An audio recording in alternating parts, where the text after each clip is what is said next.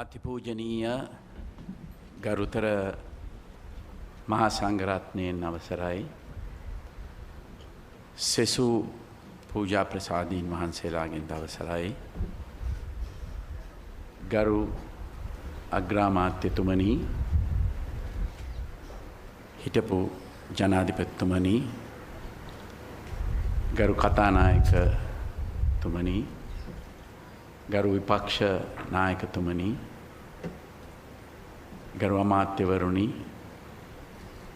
රාජ්‍ය අමාත්‍යවරුනි පාර්ලිමේන්තු මන්ත්‍රීවරුනි ගරු ආණ්ඩුකාරවරුනි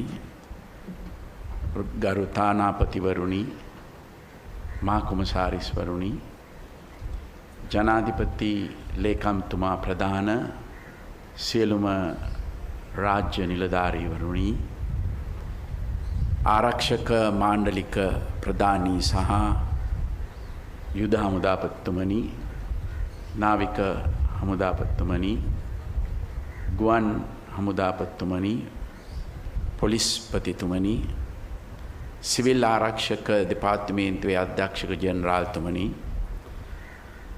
ආරාධිත අමුත්තනි රණවීරුවනි සියලු ශ්‍රී ලාංකික සහෝදර සහෝදරයනි ආදරණීය දූ දරුවනි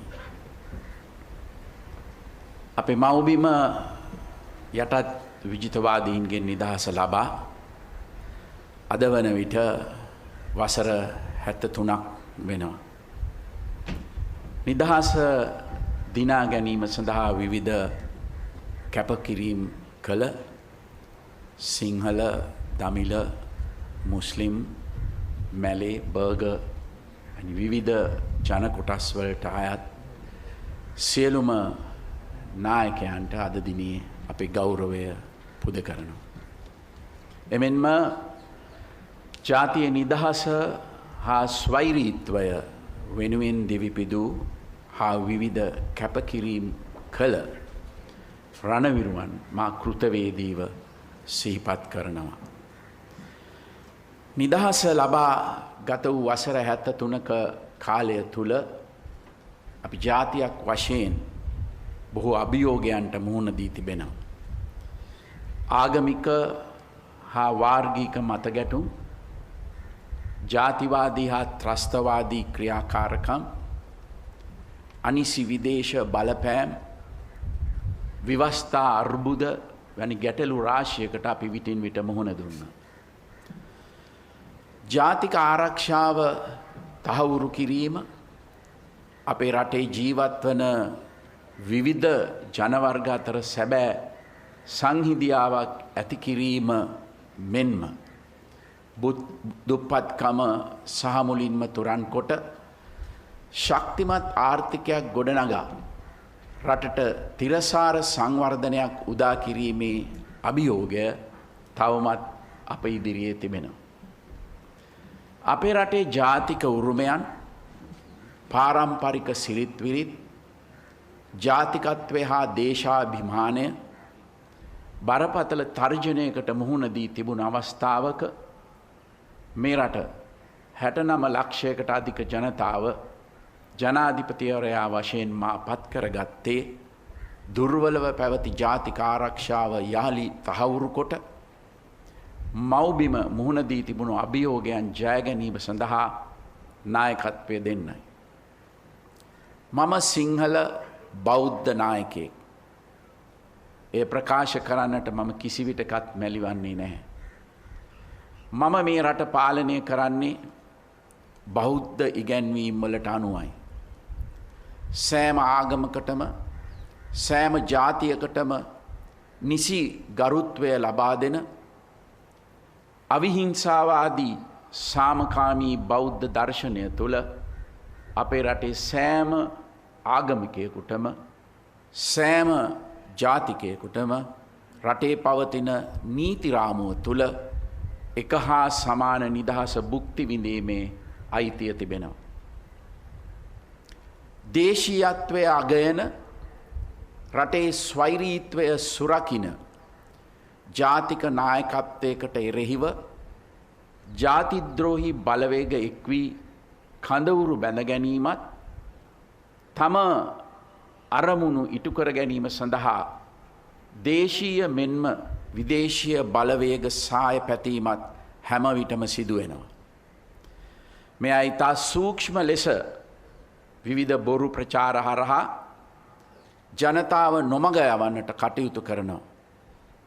මා ඉල්ලා සිටිනවා මේ රටේ ජනතාවගෙන් සෑම විටම විචාර බුද්ධියෙන් කටයුතු කරන්නට කියා. දත්ත මත පදනම් කොට කරුණු විමසා බලා සත්‍ය හඳුනාගෙන තීන්දු තීරණ ගන්නවා නම් කිසිවෙකුට ජනතාව නොමග යවන්නට බෑ. ජනතාව විසින් වත්මන් රජයට වරන් ලබා දී තිබෙන්නේ මා විසින් ඉදිරිපත් කළ සෞභාග්‍යයේ දැක්ම ප්‍රතිපත්ති ප්‍රකාශනයේ ක්‍රියාවට නංවන්නටයි. අනාගත පරපුර වෙනුවෙන් දිනු නිදහස සෑම විටම සුරකින්න බවත් අපේ රටේ ඒකීය භාවය බහුමික අඛණ්ඩතාව හා ස්වෛරීත්වය ආරක්ෂා කරන බවත් රාජ්‍ය නායකයා වශයෙන් මම ප්‍රතිඥා දී තිබෙනවා. ඒ ප්‍රතිඥාව මම හැම විටම සුරකිනවා. ශ්‍රී ලංකාව ප්‍රජාතන්ත්‍රවාදී රටක්. මේ රටේ ජීවත් වන සෑම පුරවැසියෙකුටම හිමවන්නේ සමාන අයිතියක්. වාර්ගික හෝ ආගමික හේතුන් මත පුරවැසියන් බෙදා වෙන් කිරීමේ උත්සාහයන් අපි ප්‍රතික්ෂේප කරනවා. සියලු පුරවැසියන්ගේ මූලික අයිතිවාසිකම් හා මානව හිමිකම් ආරක්ෂා කරන අතර අපේ රටේ ක්‍රියාත්මක විය යුත්තේ එක නීතියක් යන ප්‍රතිපත්තිය වෙනුවෙන් අපි හැම විටම පෙනී සිටිනවා. නීතියේ ආධිපත්‍යයට අප සෑම විටම ගරු කරනවා. පසුගිය කාලේ දේශපාලඥයින් විසින් නීතිය ක්‍රියාත්මක කරන ආයතනවලට සහ අධිකරණයට සිදු කළ ආකාරයේ බලපෑම් ජනතාව ප්‍රතික්ෂේප කළා. එසේ වුවත් ජනතාව නීතිය ක්‍රියාත්මක කරන නිලධාරීන්ගෙන් සාධාරණ අපක්ෂපාතී මෙන්ම කාර්යක්ෂම සේවාවක් බලාපොරොත්තු වෙනවා. ඒ අනුව ජනතාවගේ විශේෂ අවධානයට ලක්වී ඇති පාස්කු ඉරිදා ත්‍රස්තවාදී ප්‍රහාරය මහබැංකු වංචා වැනි අපරාධ සම්බන්ධයෙන් කඩිනමින් පියවර ගන්නා ලෙසට මම නීතිපති දෙපාර්තමේන්තුවට උපදෙස් ලබා දී තිබෙනවා. පාස්කු ඉරිදා ප්‍රහාරය සම්බන්ධයෙන් කරුණු සොයා බැලීමට පත් කරන ලද ජනාධිපති කොමිෂන් සභාවේ අවසාන වාර්තාව මට දැන් ලැබී තිබෙනවා. එහි නිර්දේශ ක්‍රියාත්මක කිරීමට මා කටයුතු යොදා තිබෙනවා. එමෙන්ම පසුගිය පාර්ලිමේන්තුව විසින් මේ සම්බන්ධයෙන් සොයා බැලීමට පත් කරන ලද ජාතික ආරක්ෂාව පිළිබඳ ආංශික අධීක්ෂණ කාරක සභාවේ නිර්දේශද සැලකිල්ලට ගනිමින් පාස්කු ප්‍රහාරයට සම්බන්ධ සෑම පාර්ශ්වයකටම එරෙහිව පියවර ගැනීමට කටයුතු කරනු ලබනවා. මේ මහා අපරාධය සැලසුම් කළ හා එයට අනුබල දුන් වගකිය යුත්තන්ට නීතියට මුහුණ නොදී ගැලවී යන්නට අපි ඉඩ දෙන්නේ නැහැ. ඒ වගේම අන්තවාදයට නැවත මේ රට තුළ හිස ඔසවන්නවටත් අපි ඉඩ දෙන්නේ නැහැ. කොවිඩ් වසංගතය නිසා සමස්ත ලෝකයේම අර්බුදයට ලක් වී ඇති වර්තමානයේ අපේ රටටත් අභියෝගයන් රැසකට මුහුණ දීමට සිදු වී තිබෙනවා.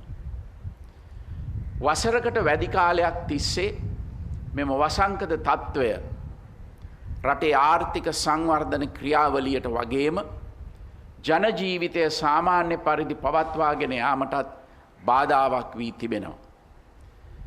මේ මින විට ලෝකයේ රටවල් කිහිපයක්ම කොවිඩ් වෛරසය සඳහා සාර්ථකව එන්නත් අත්හදා බලා තිබෙනවා.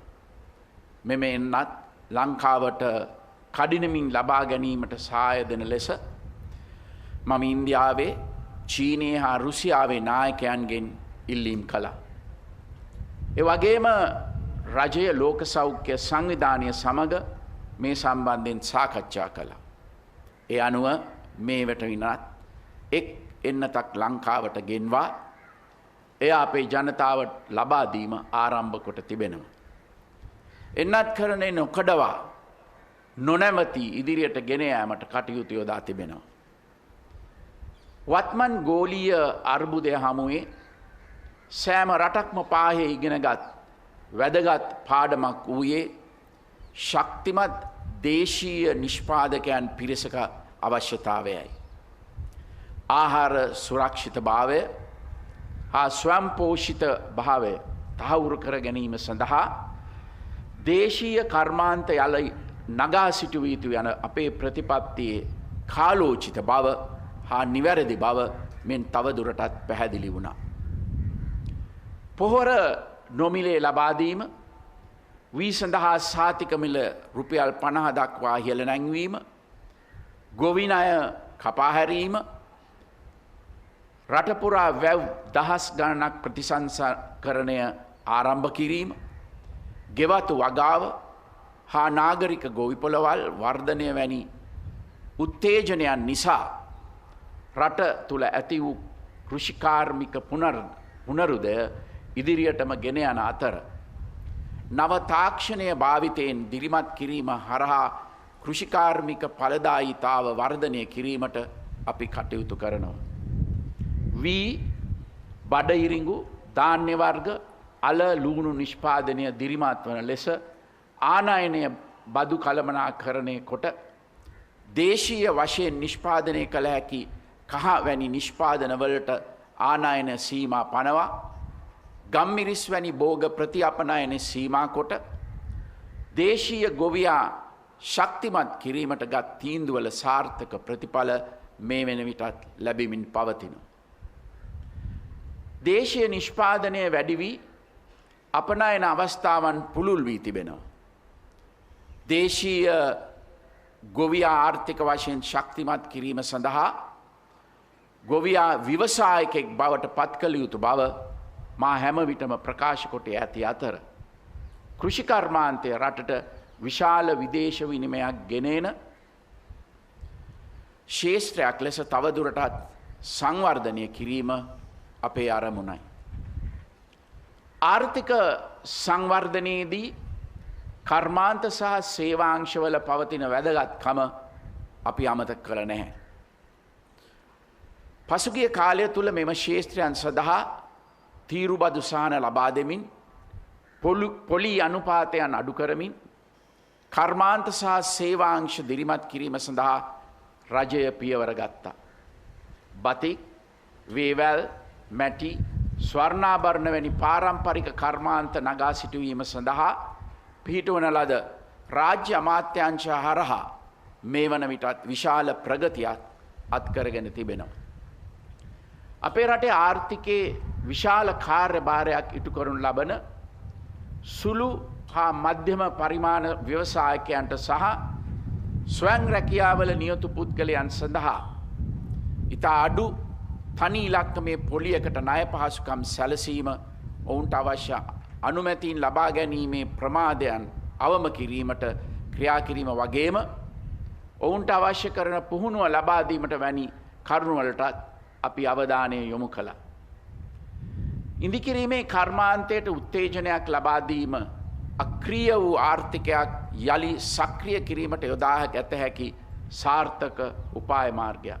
මේ අනුව අප විසින් දැනටමත් ආරම්භ කොට ඇති මාර්ග කිලෝමීටර් ලක්ෂයේ වැඩසටහන, පාලම් දසදහසක් ඉදිකිරීමේ වැඩසටහන, රටපුරා වැව් ප්‍රතිසංස්කරණය කරන වාරි සෞභාග්‍යයා වැඩසටහන, එක ගමකට එක ගයක් යන තේමාව යටතේ ග්‍රාමීය නිවාස 14000ක් ඉදිකිරීමේ වැඩසටහන, නාගරික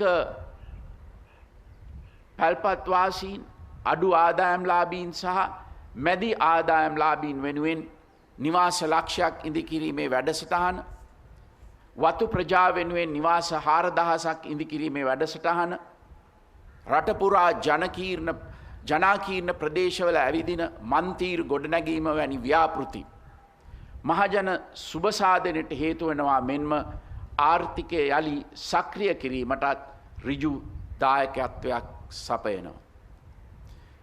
කෘෂිකර්ම කර්මාන්ත සහ සේවාංශ තුනේම වර්ධනය තුළින් ජාතික ආර්ථිකය ශක්තිමත් කරන්නට කටයුතු කරන අතරම විදේශ ආයෝජන ලංකාවට ගෙනීමේදී තිබෙන බාධා ඉවත් කිරීම සඳහා අපි කටයුතු කරනවා.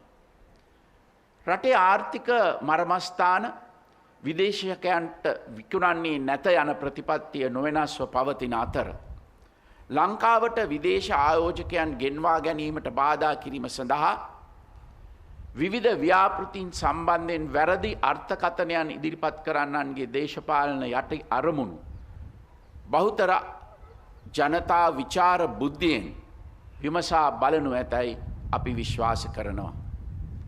අපේ රටේ ජනතාව මෙන්ම දේශීය හා විදේශීය ව්‍යාපාරවලට බලපාන යල් පැනගිය නීති රීති හා රෙගුලාසි වෙනස් කිරීමටත් ඒවා යාවත් කාලීන කිරීමටත් මම දැන් විශේෂ ජනාධිපති කාර්ය සාධක බලකායක් පිහිටවා තිබෙනවා. කාලාන්තරයක් තිස්සේ සාකච්ඡා කෙරෙනු එහෙත් ක්‍රියාත්මක නොවූ මේ ක්‍රියාවලිය අපි දැන් ආරම්භ කොට තිබෙනවා. රටේ ඉදිරි ආර්ථික සංවර්ධන ක්‍රියාවලියට මේ කමිටුවේ නිර්දේශ ක්‍රියාත්මක කිරීම විශාල පිටුවහලක් වෙනු ඇතයි අපි බලාපොරොත්තු වෙනවා. 21 වන සියවස සැලකෙන්නේ දැනුම් කේන්ද්‍රීය ශතවර්ෂය ලෙසයි. රටේ සංවර්ධනය සඳහා මානව සම්පත් අතිශයින් වැදගත්. දැනුමින් හා නිපුණතාවයන්ගෙන් පරිපූර්ණ අනාගත පරපුරක් බිහි කිරීම සඳහා අධ්‍යාපන ශාස්ත්‍රයේ ප්‍රතිසංස්කරණ අවශ්‍යතා සෞභාග්‍ය දැක්ම ප්‍රතිපත්ති ප්‍රකාශනය තුළ පෙන්වා දී තිබෙනවා. ඒ අනුව අධ්‍යාපන ශාස්ත්‍රයේ අවශ්‍ය ප්‍රතිසංස්කරණය සිදු කිරීම සඳහා අපි වෙනමම රාජ්‍ය අමාත්‍යාංශයක් පිහිටවනු ලැබුවා. මෙම ප්‍රතිසංස්කරණ සිදු කිරීම සඳහා අවශ්‍ය විශේෂඥ සහාය ලබා ගැනීම අරමුණු කර ගනිමින් කාර්ය සාධක බලකායන් දෙකකුත් පිහිටවනු ලැබුවා. මේ අය විසින් ලබා දෙන නිර්දේශ ක්‍රියාත්මක කරන කිරීම මේ වෙන විටත් ආරම්භ කොට තිබෙනවා. දැනටමත් විශ්වවිද්‍යාලවලට ඇතුළත් කරගන්නා සිසුන් ප්‍රමාණය මේ වසර තුළ 10,000කින් එනම් 30%කින් ඉහළ නංවා තිබෙනවා. රජයේ තාක්ෂණ විද්‍යාලවලට ඇතුළත් කරගන්නා සිසුන් ප්‍රමාණය ලක්ෂයේ සිට 2 ලක්ෂය දක්වා වැඩි කරන්නට ප්‍රතිපාදන වෙන් වී තිබෙනවා. විශ්වවිද්‍යාලවල ධාරිතාව වැඩි කිරීම සඳහා නගරාශ්‍රිත විශ්වවිද්‍යාල පද්ධතියක් සෑම දිස්ත්‍රික්කයක්ම ආවරණය වෙන පරිදි ඉදිකිරීමට අනුමැතිය තිබෙනවා. අධ්‍යාපන ප්‍රතිසංස්කරණ යෝජනා වේගවත්ව ක්‍රියාත්මක කිරීමට අප කටයුතු කරනවා.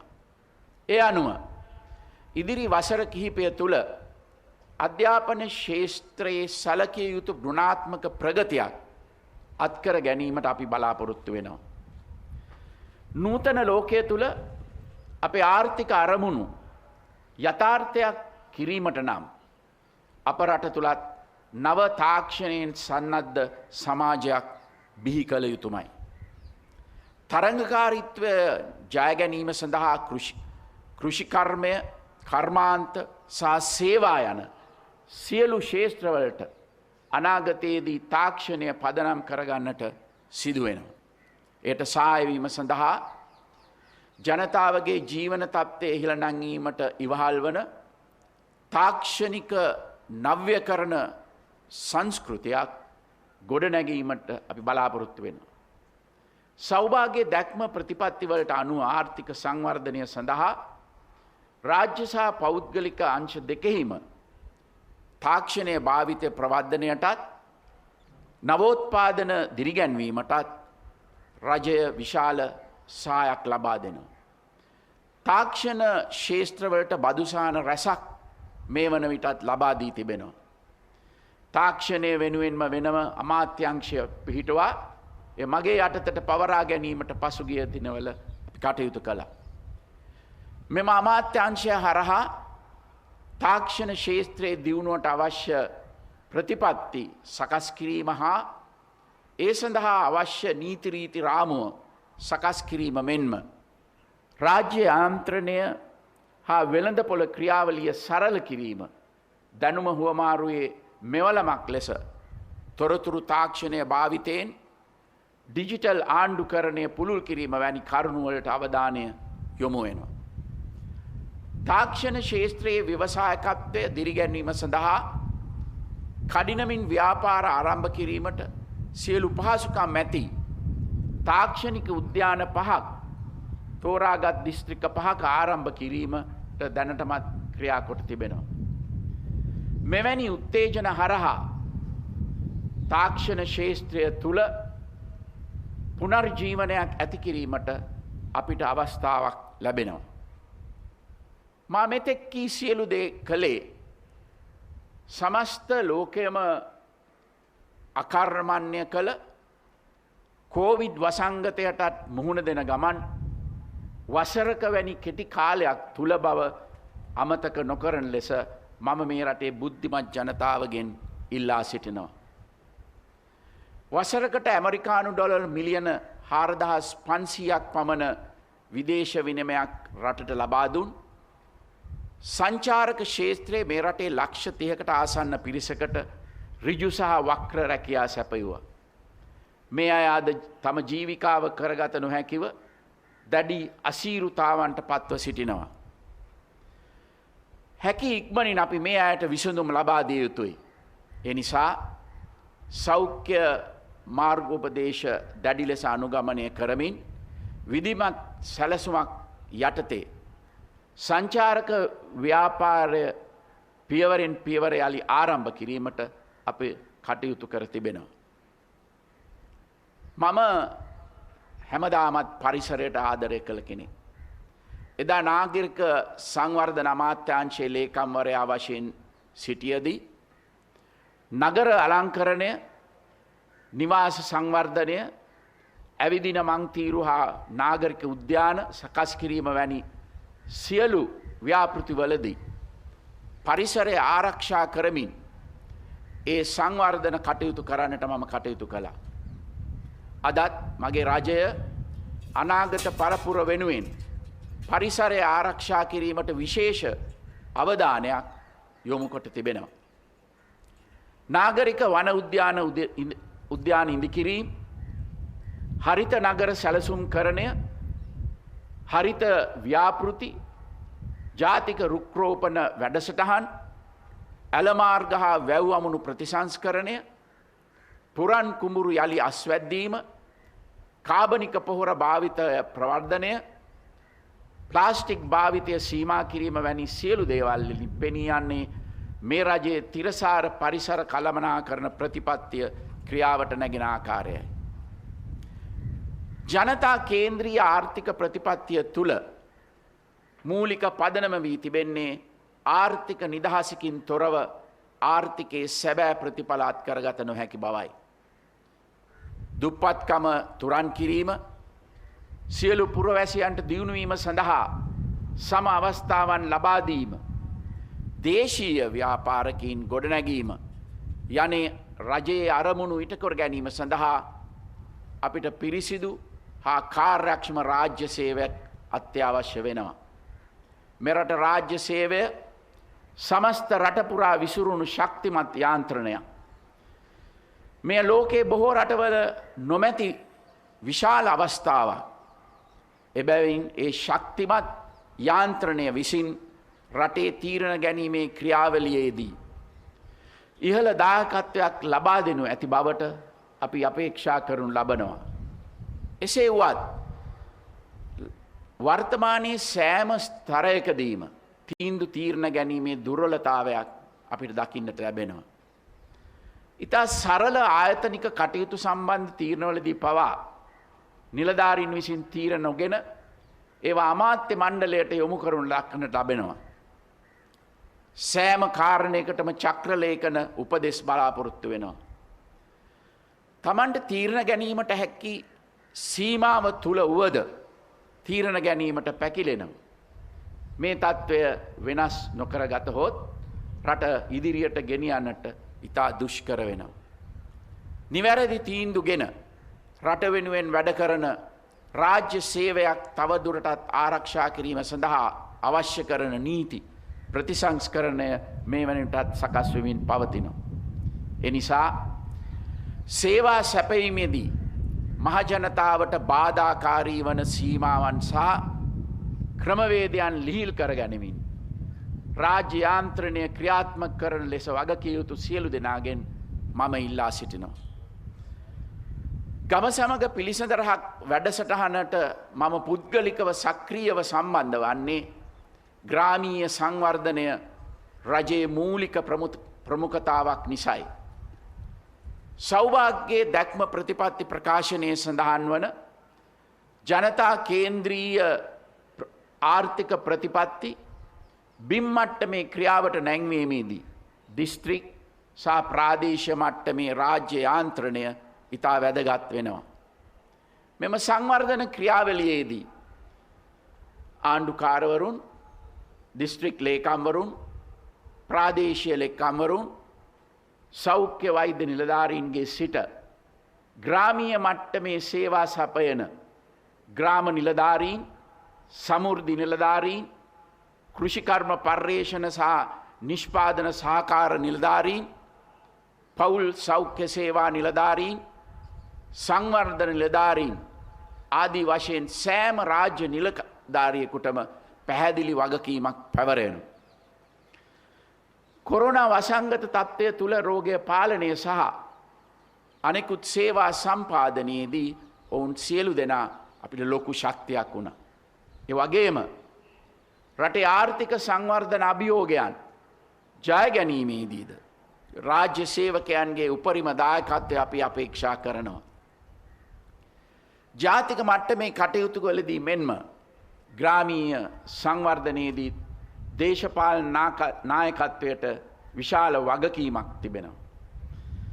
අපේ රජයේ සියලුම කැබිනට් රාජ්‍ය ඇමතිවරු පාර්ලිමේන්තු මන්ත්‍රීතුමන්ලා මෙන්ම නගර සභා ප්‍රාදේශීය සභා දේශපාලන අධිකාරිය දිස්ත්‍රික් හා ප්‍රාදේශීය සංවර්ධන කටයුතු වලට සක්‍රියව සහභාගී වන යාන්ත්‍රණයක් අපි ක්‍රියාත්මක කොට තිබෙනවා. දූෂණය හා නාස්තිය රටක සංවර්ධනයට විශාල බාධාවක්. රාජ්‍ය පාලනය තුළ දූෂණය සහ නාස්තිය නැති කිරීම සඳහා අපි ආදර්ශයෙන් කටයුතු කරමින් සිටිනවා. දූෂණයට සහ නාස්තියට වැරදිකරුවන් වන කිසිවෙකුට රජයක් වශයෙන් අපි ලිහිල් බවක් දක්වන්නේ නැහැ. කෙසේ වෙතත් වර්තමානයේ රාජ්‍ය අංශ තුළ දූෂණය නතර කිරීමට විශාල බාධාවක් වී ඇත්තේ කැමැත්තෙන් හෝ අකමැත්තෙන් ජනතාවත් මේවාට වක්‍රාකාරව සහාය ලබා දීමයි. එනිසා මම ජනතාවගෙන් ඉල්ලා සිටිනවා දූෂණයට ඍජුව හෝ වක්‍රව සහාය නොදක්වන ලෙස. යම් කිසි පුද්ගලයෙක් දූෂණයට සම්බන්ධ නම් ඒ සඳහා ඔබව පොළඹවනා නම් අදාළ ආයතන දැනුවත් කරන්න. දූෂණය හා නාස්තිය නැති කිරීමට රට පුරා සමාජ මතයක් නිර්මාණය කරන්න එකතු වෙන්න කියලා මම ඔබට ආරාධනය කරනවා. අපේ අනාගත පරපුර පවා මේ සම්බන්ධයෙන් දැනුවත් කළ යුතුයි. ඒ සඳහා මාධ්‍ය වලින් ලැබෙන සහායක් අපි අගය කරනවා. මා ජනාධිපති කරවීම සඳහා තමන් වෙහෙස වූ බව විවිධ පාර්ශව ප්‍රකාශ කරනවා. එය සත්‍යයක් විය හැකි. සමාජයේ සෑම පැතිකඩක්ම නියෝජනය කරන ජනතාව මාවට රොක් වී මට සහාය දුන්නා. මා විශ්වාස කරනවා බහුතරයක් එසේ කළේ පෞද්ගලික වාසි තකා නොව රට වෙනුවෙන් සේවයක් මගෙන් බලාපොරොත්තු වූ නිසයි කියා. එසේ අවංක චේතනාවෙන් මට සහාය දුන් ජනතාවගේ පොදු අපේක්ෂාවන් ඉටු කරන්නට මම හැම විටම කටයුතු කරනවා. නමුත් පෞද්ගලික හෝ ව්‍යාපාරික අවශ්‍යතා ඉටු කර ගැනීමයි පටු චේතනාවෙන් මට සහාය දුන් අය සතුටු කිරීම සඳහා රටට අහිතකර තීන්දුව ගන්නට මම කිසිවිටකත් සූදානම් නැහැ. ඉතිහාසය පුරා ශක්තිමත් ශිෂ්ටාචාරයන් ගොඩනැගුවේත් රටවල් සංවර්ධනය කළේත් අනාගතය දෙස ධනාත්මකව බලා ඉලක්ක හඹාගිය මිනිසුන් විසින්. අපේ රටේ සංවර්ධනය සඳහාත් මේ මොහොතේ අවශ්‍ය වන්නේ එවැනි චින්තනයක්. අනෙකුත් අය විසින් කරන හැම දෙයකම වැරදි පමණක් දකින සමාජයක් වෙනුවෙන් තමන් කිසිවක් නොකරන සර්ව අසුභවාදීන්ගෙන් රටේ ප්‍රගමණයට කිසි දායකත්වයක් ලැබෙන්නේ නැහැ. අද අපට අවශ්‍ය වන්නේ රටට ආදරය කරන සමාජයට වැඩදායි විවේචනය පසකලා ගැටලුවලට ප්‍රායෝගික විසඳුම් ලබා දෙන ධනාත්මක පුරවැසියන්ගේ ආශීර්වාදය හා සහායයි. ඵලදායි පුරවැසියෙක් සතුටින් ජීවත් වන පවුලක් විනයගරුක ගුණගරුක සමාජයක් සෞභාග්‍යමත් දේශයක් කියන මූලික අරමුණු ඉටු කර ගැනීම සඳහා අපි කැප වී සිටිනවා. අපේ රටේ බහුතර ජනතාව ඔවුන්ගේ නිසි දායකත්වය ලබා දුන්නොත් ඒ අරමුණු ඉටු කරන්නට පුළුවන්. ඒ නිසා ධනාත්මක ආකල්ප සහිතව ඔබේත් මගේ දූපුතුන්ගේ අනාගතය ගොඩනැගීම සඳහා අප සමග එකතු වෙන ලෙස මේ රටේ සියලු පුරවැසියන්ට මම යළිත් ආරාධනය කරනවා. ඔබ ඉල්ලා සිටි නායකයා මමයි. ඔබ මට බාර දුන් වගකීම මම නොපිරිහෙලා ඉටු කරනවා. තෙරුවන් සරණයි. ඔබ සැමට ස්තුතියි. අතිගරු ජනාධිපතිතුමාගේ ජාති ඇමතීම